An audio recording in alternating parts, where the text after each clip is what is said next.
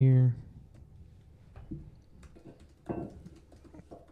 And we are live on Ryan. Let's go. What's up, everybody? What's good, Denver? I hope you're well. What's Good Denver is a weekly celebration of culture and discovery and fun stuff to do in Denver for kids, couples, singles, and old timers. I'm Ryan Estes with Tom. Today we shred, tomorrow we die. Donahue, Olivia, bag that lunch up, Lorienti, and the skyhook of podcasting, Troy Higgins. Today's feature is winter sports, that is. Is it going to be Icon or Epic this year, or Loveland Season Pass, or am I just going to go ice fishing? I don't know. We're going to figure it out. We'll preview conditions and what to expect this season in Colorado. To follow the show, go to kitcaster.com/Denver and subscribe on YouTube, Apple Podcasts, or Spotify. We do live stream this show every Tuesday morning at about 10:07 if you want to catch the live stream as we're doing it. Today's sponsor is Samana Float Center. You can check them out, samanafloat.com. They are Denver's premier and eminent float center, conveniently located in the Rhino neighborhood, right on Larimer, right behind the billiards club there, I think at like 26th in Larimer. It's a wonderful place. If you haven't heard about Samana, Samana is a place where you get your own little cabana and you just float away in salty water and just wash all your troubles, just float and evaporate. If you're experienced to float centers, then you already know about Samana, and if not, then you're in for a treat, because truly they are the industry leaders nationwide in float centers. If you're new to floating, oh, it's so good. It's so good for stress relief. It's so good just to get the gravity off your body. You know what I mean? Like how many times do you have the opportunity just to float? You don't even have to try. I mean, there's like 800 pounds of Epsom salts dissolved in these bathtubs, and it's just absolutely lovely. So we appreciate Samana for sponsoring the show. Again, check them out, samanafloat.com. Today, our music is by Troy Higgins. I'm about to get into events, but before we do, let's talk about what gives Denver. All four of us went and volunteered last Friday, and it was extraordinary. Troy, tell us about your experience, buddy. What did you do? Yeah, so I worked with an organization called Path, which essentially provides housing for those in need and homeless. And it was a kitchen service at their living quarters, which is in downtown San Diego. And it was just a really cool, fun experience. The group of people that volunteer at these things are just the coolest, most wholesome, genuine people you could meet. Like the leader of the group. Um, basically a full-time volunteer. Like she is there every weekend, 3 days or Friday, Saturday, Sunday, just on her own time because it's something she enjoys and she wants to give back to the community. And it was just a really cool experience. I think everyone should do some sort of volunteer work in the food security space. Just I think it's important for everyone. I think we all get kind of like jaded, especially if you live in a large city, being around the homelessness all the time and just seeing all these, negative situations every day, you get kind of jaded to it. But I think it's like really important to immerse yourself and to kind of see it from a different angles, which happened to me. So I thought it was really cool and definitely instilled a sense of compassion and understanding that not everyone is as fortunate as we are. And yeah, we served up some food and it reminded me of kind of just being on a serving shift back in the day when I used to work in the restaurant industry. Same, brought back some of my old skills. So yeah, it was fun. It was a good time and would recommend it for sure. What about you guys? It's so cool. Yeah, Olivia, explain to the good folks here of what you signed us up for. Cool. So I signed us up for a food packing shift. It started at 7 a.m. in a part of town that was pretty far away for everybody except for me, not on purpose. But essentially what Food for Thought does is they are targeting or addressing working with food security in school-age children who rely on hot lunches at school, free hot lunches in order to eat. And so creates this situation where they may not have access to food on the weekends. And so Food for Thought, they work with 80 schools, which is incredible. They started out with 2, now they work with 80. And they deliver thousands and thousands of lunches every week that are shelf stable to these folks so that their families are guaranteed at least one, if not two, full meals over the weekend.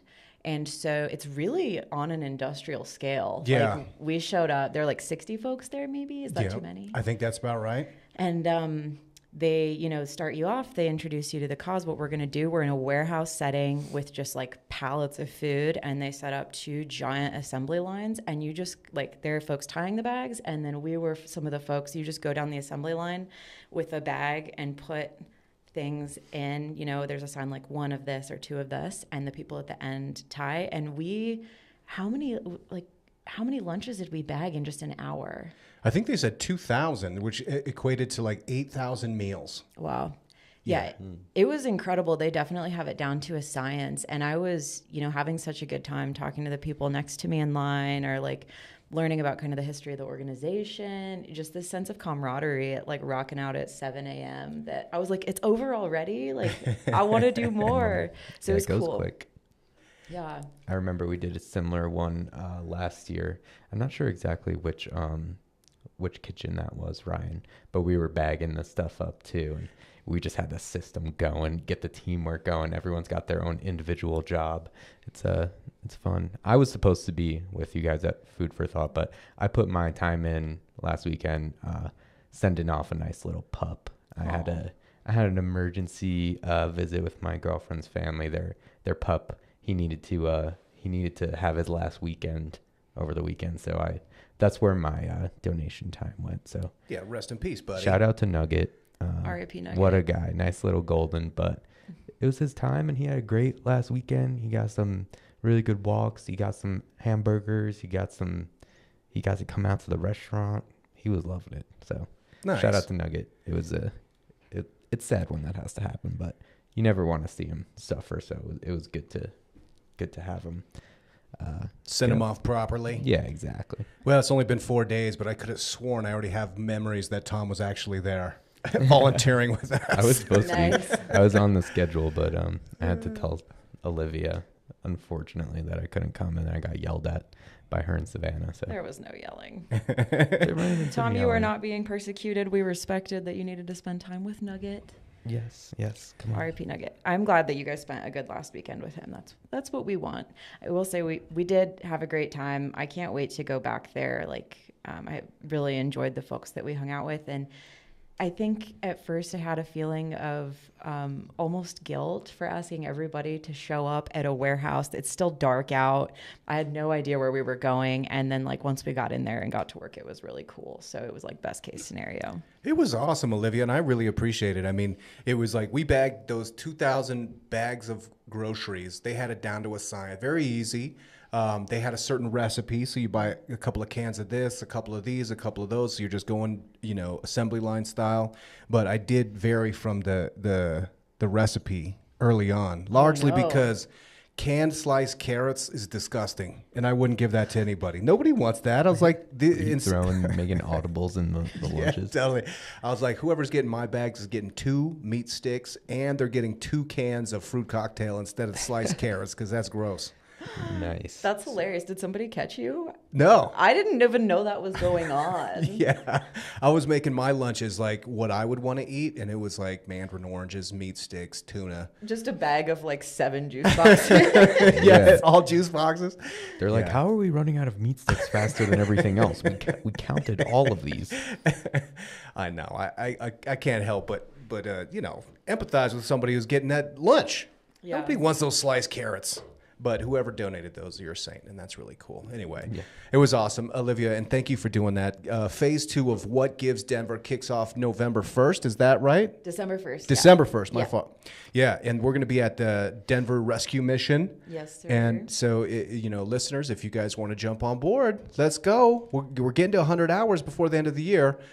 Probably.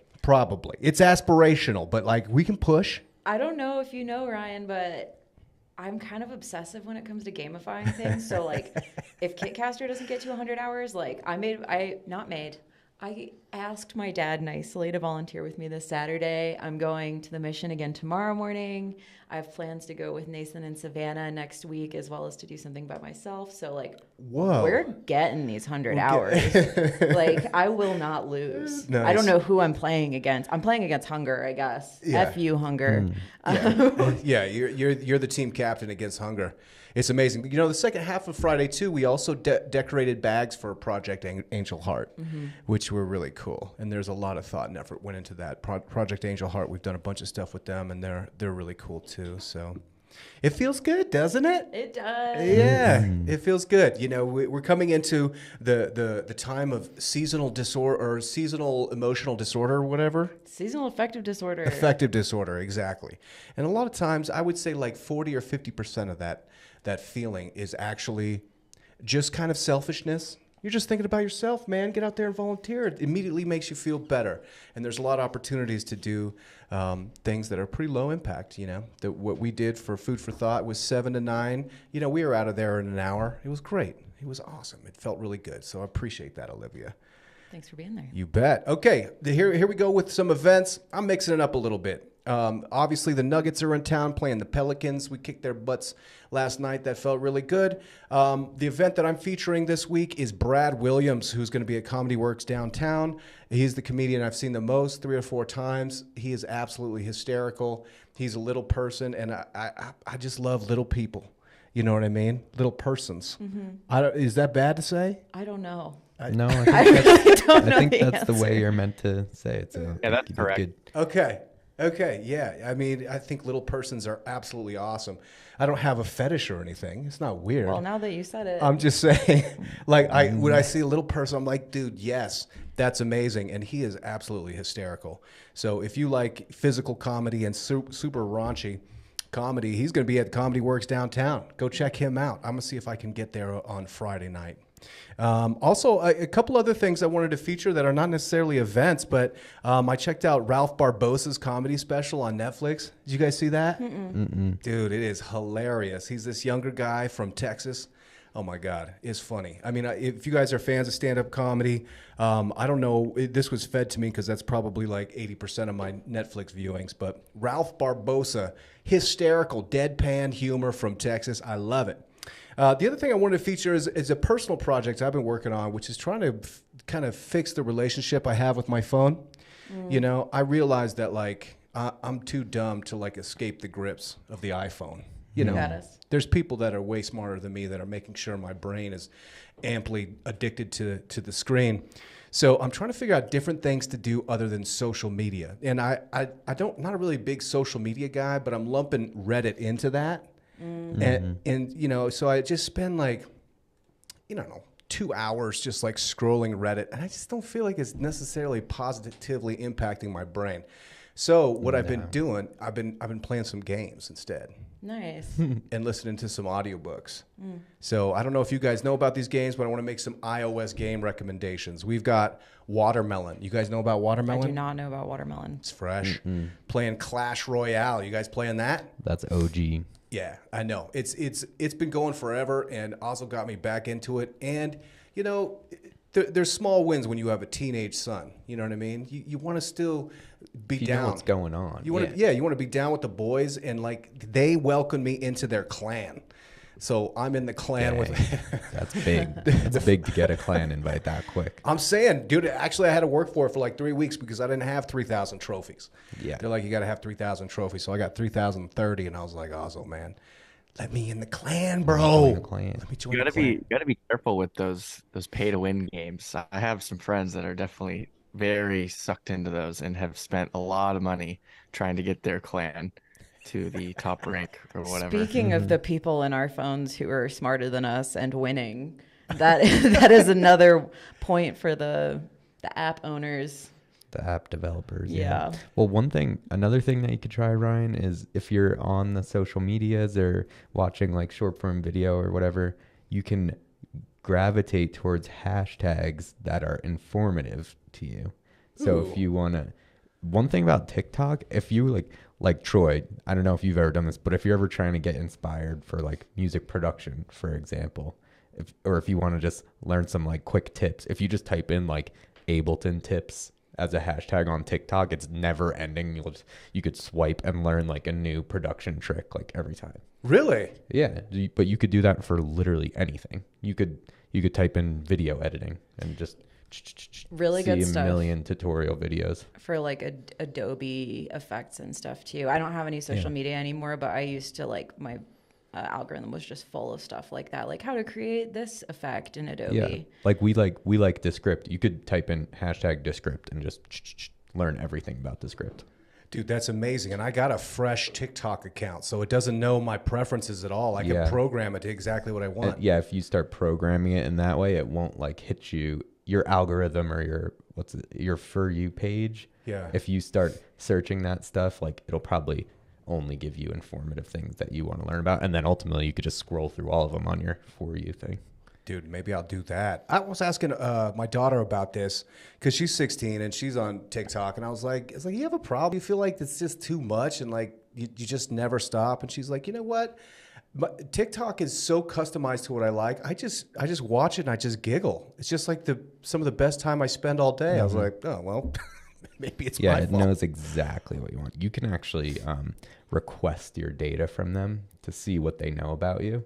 And they'll send you everything. And how targeted they get in terms of like the humor or like the things that I want to see, like they know exactly what I want. Okay, new challenge. I'm going back to social media. Yeah. I'm just programming the algorithm with Don't really do this what I other want. productive stuff. We need to get you back into social We got to media. get Ryan back on the apps. I would take the term informative lightly. Right. Subject. You got to comb through it for sure. You can't when I was learning music production back in the day, I was heavy on YouTube. And when I went to school, I learned that a lot of the things these experts on YouTube are telling you were like sending me backwards. So you definitely gotta comb through the information. There's but I do definitely fake stuff. There's some solid. If you're following the right people on there, you can get like expensive education's worth of information, like literally. Or you internet. can just get reprogrammed into like a scary misogynist for free. You choose. You choose. Yeah, well, I'm going that way. If it's my time. Which way? I'm going for the misogyny. It's time for my misogyny to merge. Dope. Cool. No, dude. And actually, Clash Royale, I've never spent a penny on that because I realize it's a bottomless pit. But I just checked out the revenue since 2019, $1 billion on Clash Royale. Dude, you're self-made in Clash. Sick. 3,000 trophies, bro. Dude, OG Fortnite just came back. So, I mean, if you're trying to get in touch with the youngsters. They hit their highest peak in players ever when it came out this past weekend. I couldn't believe that. 5 million or something. Yeah, like this many years later, they're now hitting their peak. Like that game is crazy successful. It's nuts. And honestly, I played it last night. It's so much better than like the new stuff they have. They should honestly just backtrack and get rid of all the new stuff and just go back to how the game was, because this is when it was the best. Yeah. And they just kind of reverted all the updates till back then. Cool. Just for a month. But if they're smart, they'll keep Leave it it. as a game mode. That's cool. Is that for iOS or is that for like systems? You can play that on anything. Yeah. This is the first game that made it so like you on an iPhone could probably play with me on a PlayStation or a computer. They combined everything. Nice.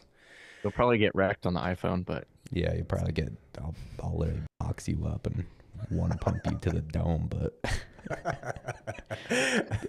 I'll give it a shot. Although I did get Madden 24 too, so we'll see. It's so cool how every time you guys talk about, I don't know, sports, games, I'm just like in a green pasture in my mind, like completely dissociated.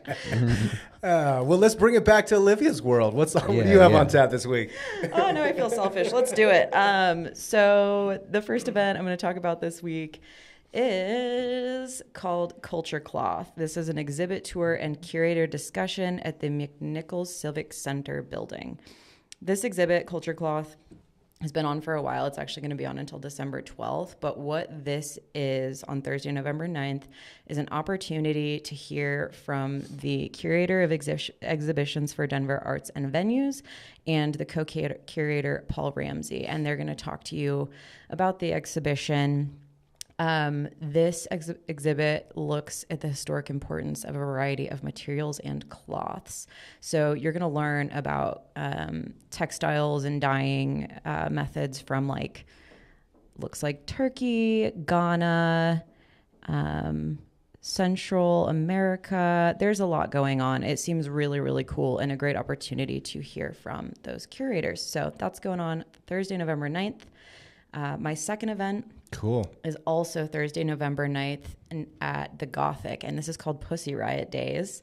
For anybody who doesn't know, Pussy Riot is a Russian feminist protest and performance art group best known for their provocative activist punk performance. What this is a band called Sloppy Jane, and they're going to present a combination of live music, theater, and video. So this is going to be like a multimedia performance.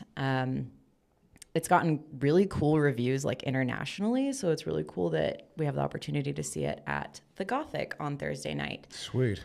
The last one I'm going to shout out is St. Paul and the Broken Bones are playing on November 18th at Ellie Calkins, and I think that's really exciting. I saw them play like maybe 2016 at the Fillmore, which if you've been to the Fillmore, love them, they're local, but it's just like acoustically not the best venue. It's just kind of, you know Big what I mean? box. Yeah. Yeah. And I think that they're really a band that's meant to be seen at more of an opera house environment. Since everybody kind of knows about them, they're not exactly underground. I wanted to pull like a couple of deep facts about them that you might not have known. So I'm going to see if you guys know these. One is that Paul Janeway, their vocalist, was trained to be a pastor until he was 18. This was not the career path he was supposed to be on. But that's kind of what he credits to like the way that he connects with the audience. And then another one is that in 2012, when Jesse and Paul met up to start this new project, this was, quote, going to be their last hurrah before focusing on other careers. So they were like, oh, we're going to get real, you know, music's never going to happen for us. And then St. Paul just took off. So Nice. I thought that was cool. We almost didn't get to be blessed by their awesome music. But yeah, that's all for me. What about you guys? Did you guys know that, either of those facts? I didn't, but No. it is interesting how many people start in the clergy and are like kind of like groomed for that and then end up in the arts, you know. It's the same skill set. You gotta, Is it? You got to entertain, you got to persuade, you know. Connect. Connect, yeah, Yeah. absolutely. The clergy. The clergy. The clergy. From the clergy to the clergy. I could talk real quick about my things I got going on. So one thing, I'm kind of sticking to the winter season theme in my events as well, but the first thing I have to talk about is the I-70 Things winter season kickoff party. Yeah, buddy. And I-70 Things, if you guys don't know, if you want to waste more time on social media, I-70 Things is a super funny account that only posts really crazy things that happen on I-70. So it started around here as like a ski traffic meme page, essentially. But now they're like posting stuff from I-70 across the country, because if you don't know, I-70 literally goes from coast to coast, like huge road. But most of the stuff, I'm sure the person who runs it is local around here, because it's mainly focused on like ski traffic and the winter commute. So they're doing a kickoff party at Orchid Denver, which is supposed to be a really cool place. I'm not sure if I've been there, but I see so many events happening there. It's over on Market Street. That's going to be Friday the 10th from 4 to 9 p.m. And then next thing I got, it's not an event, but it's just something that you can do. It's more of an activity. Nice. And something that I recommend for getting ready for the winter season, especially if you're into park riding or any sort of extreme aspects of winter sports. You can go hit the Woodward Copper Barn at Copper Mountain. I have a special place in my heart for this because I went to Camp Woodward over in Pennsylvania for a large part of my life. And this barn that they have over at Copper, it's used for their summer camp, which is like an on snow summer camp that they do. They basically pile up all the snow into one trail, and it doesn't melt through the whole summer, so the kids can ride, do tricks like all year round. But they have this indoor training facility where they got foam pits and trampolines, and they got skate ramps, like everything you can imagine. Here, I'll actually show some pictures on the stream for the people who are interested. Is this Woodward itself, or is this something new? Oh, it's Woodward. Yeah. They have the Woodward Copper location. So here at the barn, you could see right here for the people watching on stream, they got foam pits. You could ride off these super big wooden ramps with snowboard, skis, roller versions of those things. Do some tricks into the foam pits. You could actually skateboard over there. You could ride whatever you want, bikes. They got a street section. They got the pump track, mini ramps. But really, I go for the trampolines. Trampoline is my stuff, and that's how you kind of learn how to do some of these more advanced tricks in a safe way. So if you're into that kind of stuff, check out the Woodward Barn. Even if you're not, go over there, try it out. If you've never jumped on an Olympic trampoline, you are missing out on one of the most insane things on earth. So definitely get yourself on an Olympic trampoline wherever you are. Woodward Copper is a great place to do it. You have to do like an intro session there because there's a fair amount of like safety information you need to have. Yeah, it seems like it. So the intro version, it's like $69. You go there and they do the intro, which maybe takes like 30 minutes, but then you get to chill for the next 2 hours there. Or once you do that, you could do drop-in sessions there for like 50 or $59. And you could go whenever you want. So that's cool. Check that out. And then as we transition into full winter mode in Colorado, that brings us to the last Red Rock schedule of the year. Nice. And we, of course, it wouldn't be Colorado, it wouldn't be Denver if we weren't saying goodbye with bass. So this is the last weekend of Red Rocks until springtime, until March 31st is the next show after this week. But Thursday, November 9th, we got Maddie on. That was a rescheduled show. He's going to have a couple openers there. That's going to be a good set. And then Friday, Slander, which is bass. They're getting support from Kill the Noise, Trifecta, Wave Dash. These are all just, if you don't know anything about it, it's just bass. And then Saturday, DJ Snake, Knock 2, What So Not. That's going to be crazy. It's also going to have a lot of sub frequencies,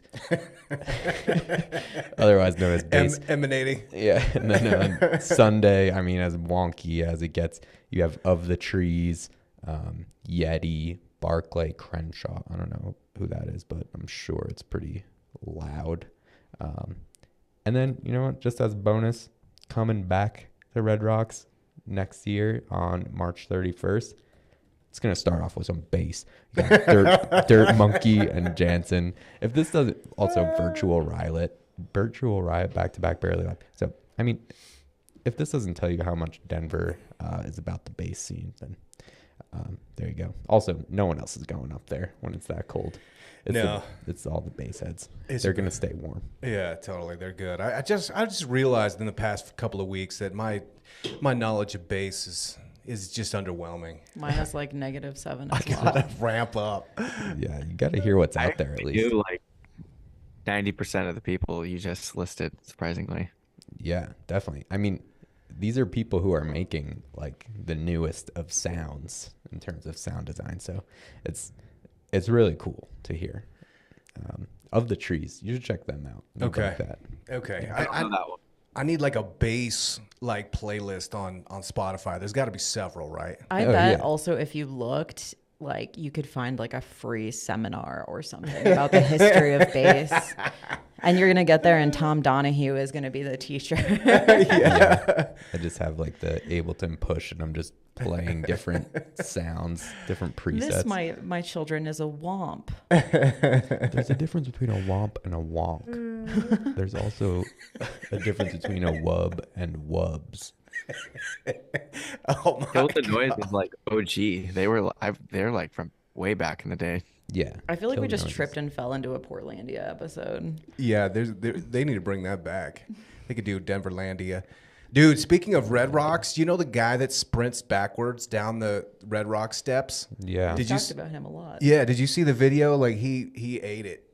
I saw that one. Ew. Because he's going backwards, and then there's a guy coming up, and they do a high five, but it throws him off. Yeah. And he, like slams hard. Oh, dude, he hits so hard. Too Dude, close it's to just the part of sun. the game. That can't be the first time he's fallen. Oh, yeah. I hope that guy's okay. For people who don't know, the Red Rock steps are big. Like it's an amphitheater, and it's not like a staircase. Like each platform has to be like maybe like 2 yards or like a yard and a half, maybe. That seems about right. Yeah. And then the step between them is 2 to 2.5 feet. So you're talking yard and a half long, like 2 feet high, and the guy's like sprinting up and down them. He's going backwards. Yeah, he's going down backwards. Yeah. Sprinting as fast as he can. It's insane. It's steep. It's so steep. I don't know how he does it. Yeah, it's sketch. Oh. Definitely is. Oh. But he got right back up in the video. Yeah, he did. He bounced right back. Yeah.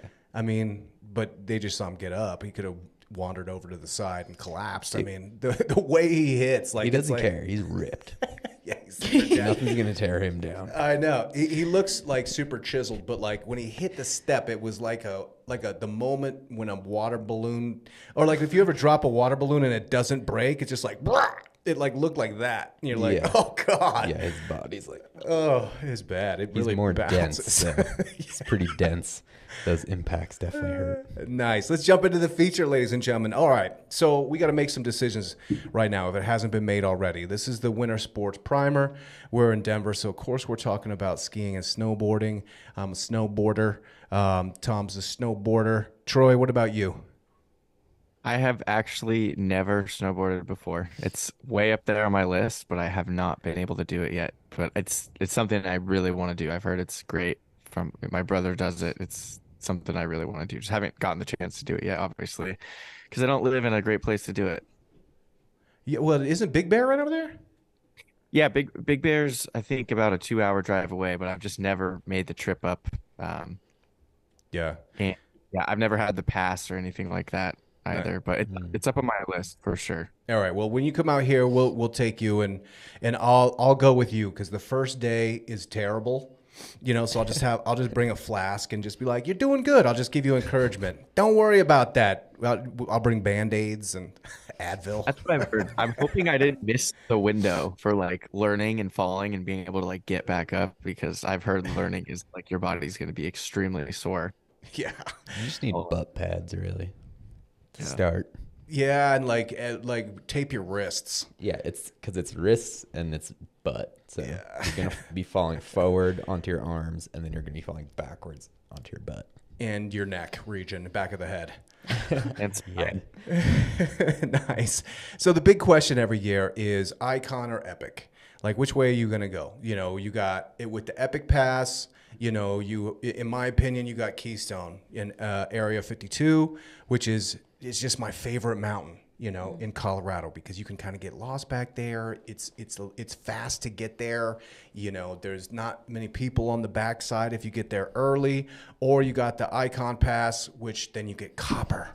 And copper is super dope. And they got the super pipe, you know. So, Tom, how's this shaking out in your world this year? Sure, I got some things to say. So first and foremost, I'll just put everything out there so that people know what's going on. Icon guy. We're Icon. We're Icon this year. We've been Icon for the last couple of years, and there's reasons for that. And I'm going to get a little bit into them. I'm going to try not to rant for too long. Hang on one sec. I got a question. You didn't know what the feature was when you walked in this morning, which just meant you had that thing on you without case. knowing. Well, yeah. Well, it's because it's not in my jacket or in my pants yet, and they mail these to you. So at the beginning of the year, I just put it in my wallet because I always have my wallet no matter what fit I'm rocking for the Okay. first day. Okay. So then I'll know that it's in my wallet, and then I could just take it out and put it into my stuff. So that's why it's in my wallet. But yeah, this is it. I got it. All right, please I continue. always keep that thing on me. Exactly. No.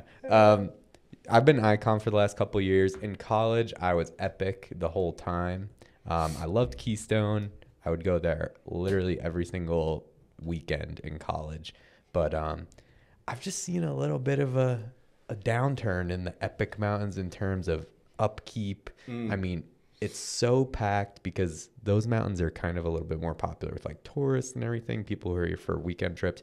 Breckenridge, like, don't even try it. Like, It's too flat. yeah. And then Yeah. also the one time I did go to Breckenridge, I didn't even go last season, but the season before that, there's like trees like in the middle of the run and like a busted up shack, just like right off the side. It's like they're not doing the upkeep, and they're making a ton of money. So like, why not just make it nice?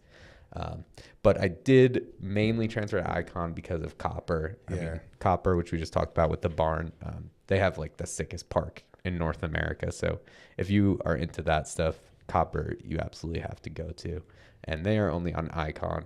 But also around here, you get Winter Park, you get Eldora, and then you also get Steamboat.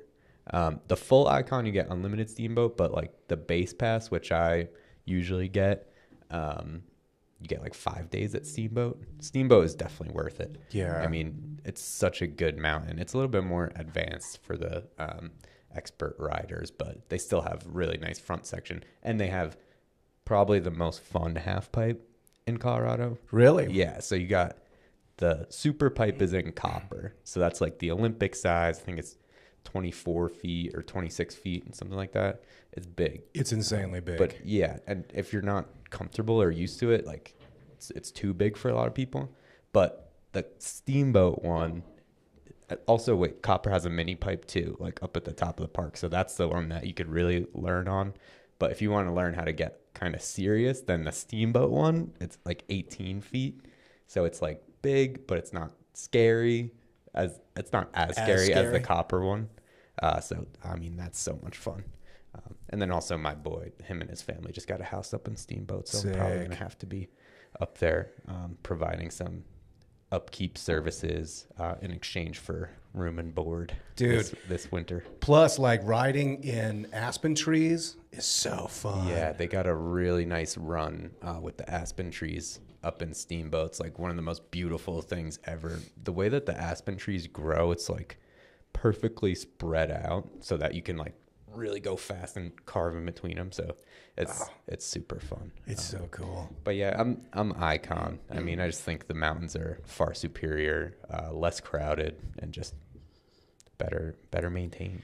This year, I think I'm going 4-pack. Copper 4-pack. Nice. With the kids, so we can go up a little bit. Olivia and I were just talking about this. I think this might be the year where I transition over to ice fishing. You know what I mean? It's the last hurrah. Little 4-pack, you knock those days out, and then you're ice fishing. Then I'm ice fishing, just go full old man. You know what I mean? Like the rigs they've got for ice fishing now look, I mean, more comfortable than my living room, honestly.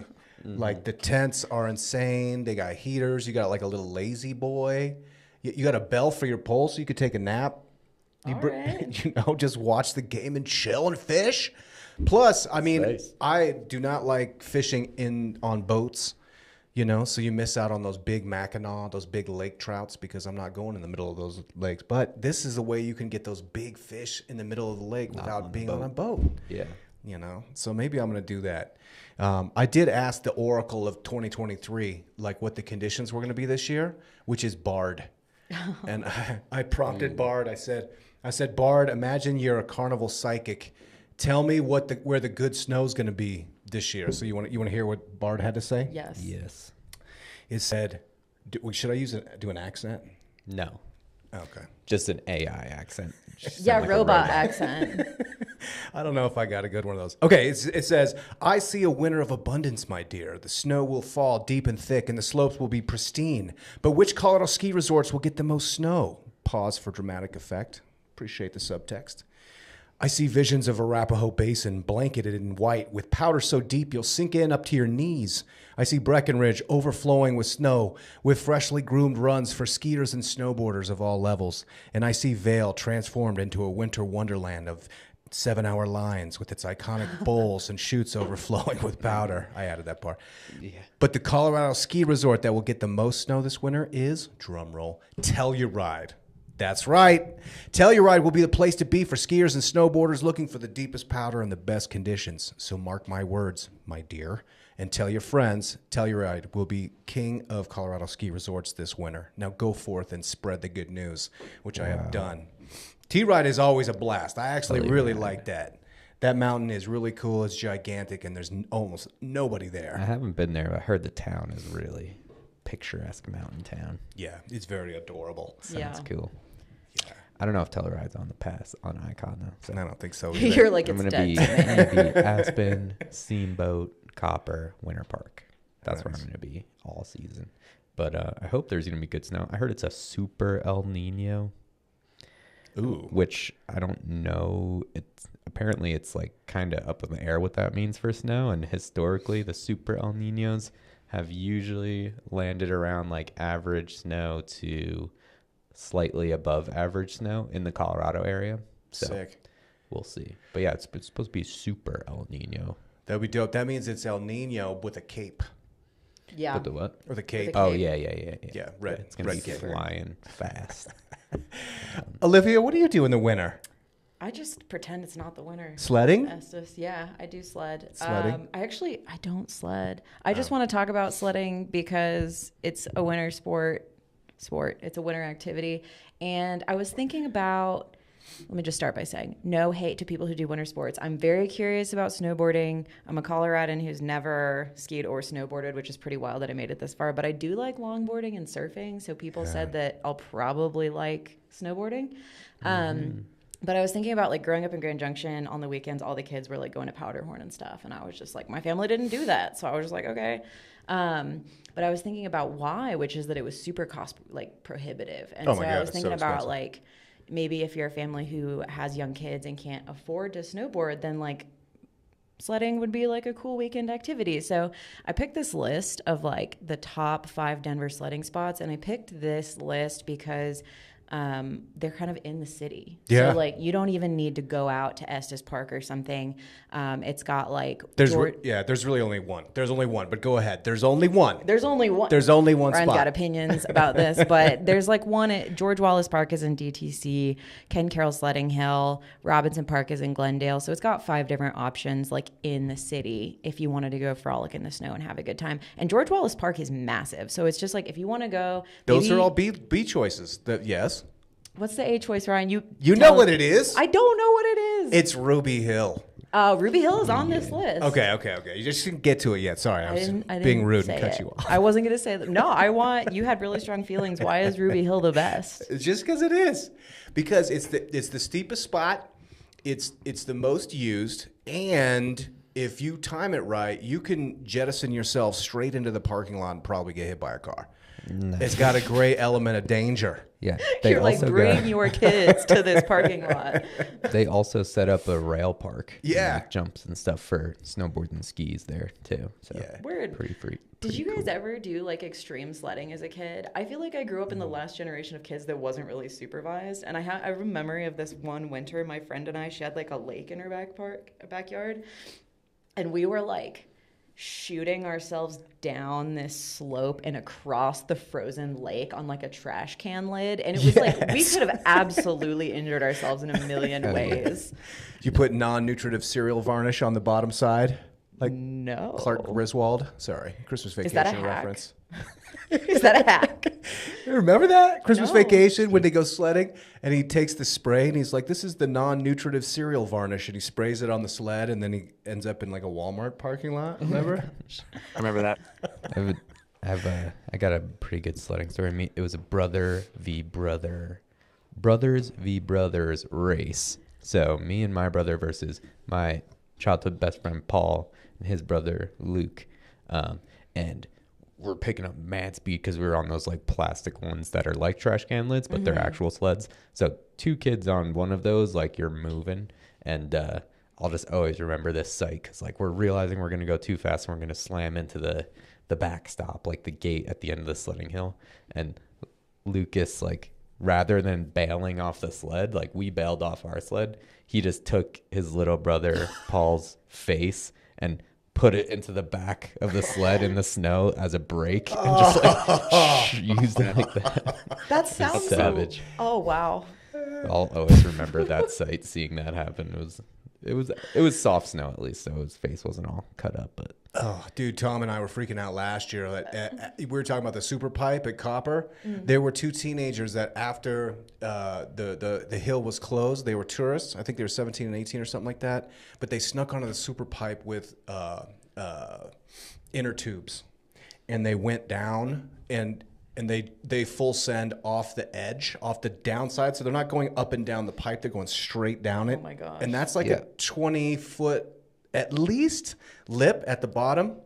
Yeah, I was gonna bring this up because like you gotta be careful with sledding, especially around here. Yeah. Those kids died. Yeah, those kids. Oh, Those kids died. Yeah, sorry. That's sled responsibly. We are not in any way saying that was a you should do tragic that. accident. a tragic accident, but like just Especially people not from here, they don't understand how big the mountains are. yeah. Like you don't sled at a ski resort. No, Yeah. no. You will die, as example by these gentlemen. Rest in peace. But back to Ruby Hill. When I was a kid, I remember 5th grade when like snowboarding was just coming out, and there was a commercial board called the Black Snow, I think it was called, and it was a plastic board with no bindings and no edges. Huh. And we'd go to Ruby Hill and try and learn how to snowboard on that thing, but just ate it. But Ruby Hill's totally transformed now. I mean, Levitt Pavilion, we've shouted out them a million times. They got everything down there now. But the sledding hill remains. Denver legend. I saw. Denver Oh legend. my God! I was actually at Ruby Hill.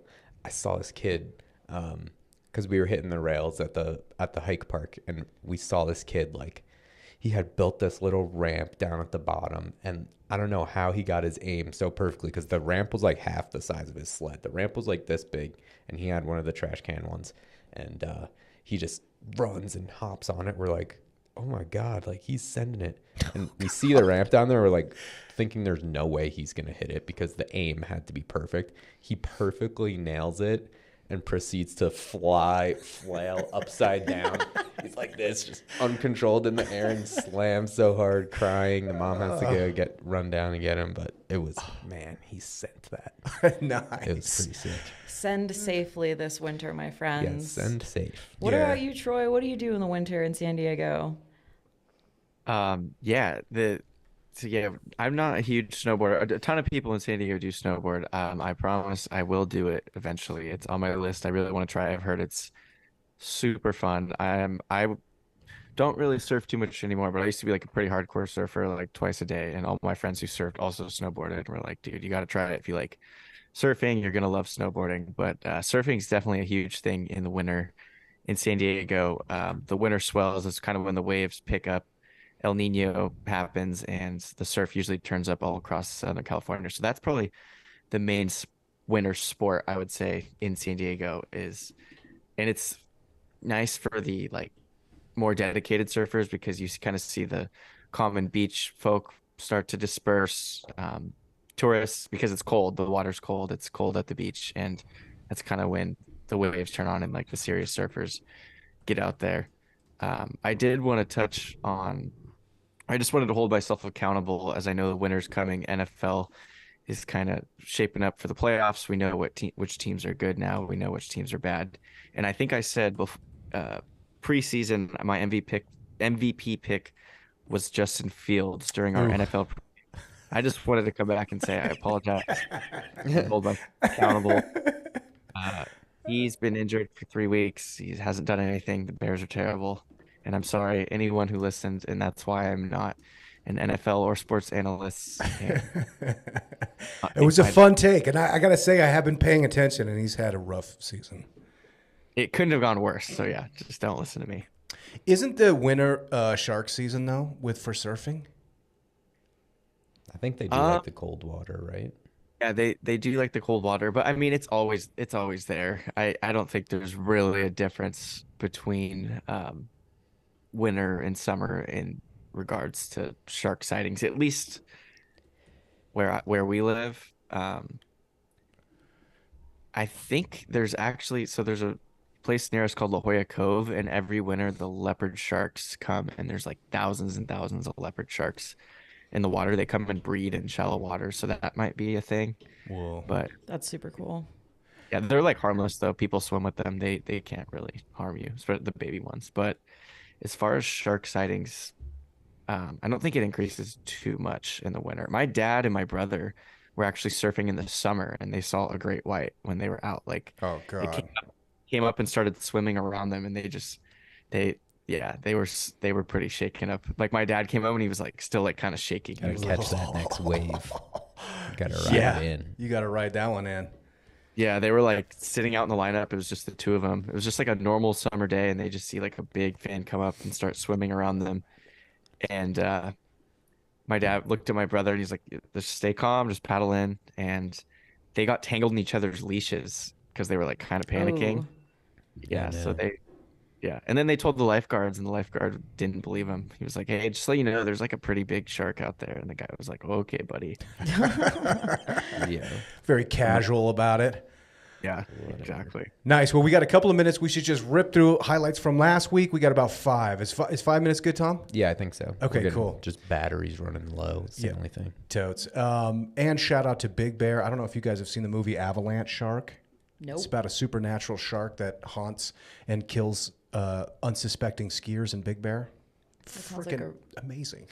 Real concern. Totally. Nice. My highlight from last week, I went and saw the Colorado School of Mine Ore Diggers take on New Mexico Highlands College or University, pardon me, in a football match. I went and watched up in Golden, which was really cool. It's D2, but like the Ore Diggers, I don't know if you guys know this, but they're the best D2 football team in the nation, and they beat the New Mexico Highlands University 77-3.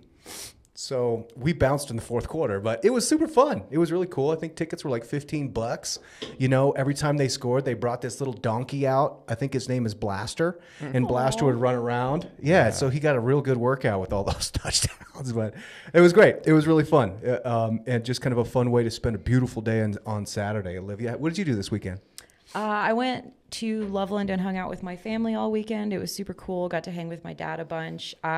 Because of our What Gives Denver campaign, asked my dad to volunteer with me on Saturday morning at the Fort Collins Rescue Mission, and that was a lot of fun. I enjoyed his company, and I chopped like 5 gallons of potatoes, which was dope. And then also today I voted, and that's a big highlight for the week. This is not a political show, so I'm not going to say anything about who you should vote for, but you should vote. I think it's a cool thing that we get to do. And you have to turn in your ballots in Denver and the surrounding areas by 7 p.m. tonight. 7 p.m. Yeah, and you can drop them off to mail-in ballots. I'm going to do that this afternoon as well. Word. That's all. Nice. I was over in Columbus, which was cool for Mr. Nugget. Columbus seems like a older, smaller Denver. I have been saying that literally Denver is Ohio with mountain money. Yeah, that's literally all it is. So it was super cool. It was a fun time. Lots of cool places to see out there. Nice. Troy, what you got? I kind of already touched on it, but just volunteering at Path was super cool. It was a super fun experience. I did have kind of a funny story I'll share quickly. So when the service was over and it was time to go, it's in this kind of big old historical building downtown, just like a really old building, with a bunch of, hallways and different corridors. And when it was over, I had to leave, and the guy says, "Okay, down the hall, use the elevator to take it down to the lobby." So I go down the hall, look in the elevator, and there's no lobby button.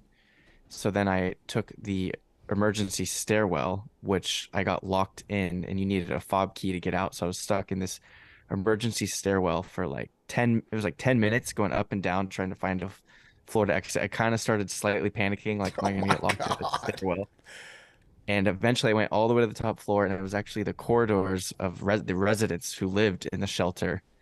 And I knocked on the door, and one of the residents opened it, and like the fire alarm started going off, and I was like, "Can you just tell me how to get out of here?" And eventually I got out, but I almost got trapped there. Almost became a resident myself. So Dang, that is such Glad a it- fire hazard. Yeah, how's that the emergency stairway? it was sketchy. Yeah, you needed a fob key to get the stairway. It was crazy, but yeah, Oh, that's bananas, man. Well, I'm glad you made it out. yeah. I'm here at work, so that's good. Cool. Well, that's a wrap, everybody. Happy Tuesday to you. Again, December 1st, if you want to do a little volunteering with us, please do. You can go to kitcaster.com/Denver and fill out the little form. We'll give you all the details. We'd love to see you and celebrate giving back this holiday season. That's a wrap. Bye, everybody. See ya. Wait.